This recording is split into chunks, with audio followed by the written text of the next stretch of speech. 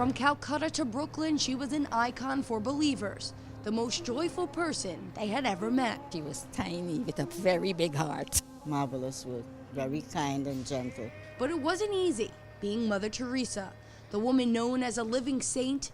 She doubted God's existence. Never turn your back to the poor.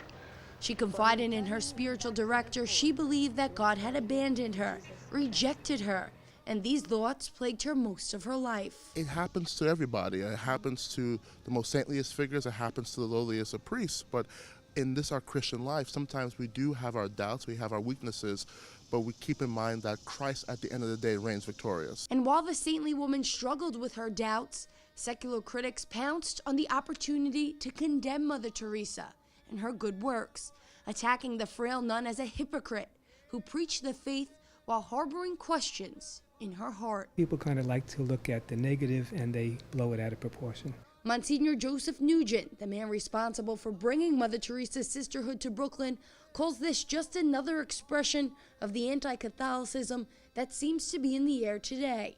Instead, he says, in Mother Teresa, we can see the anguish of her century. Dealing with the poor and those who are down and out for so long a period of time has to drag you down along with it.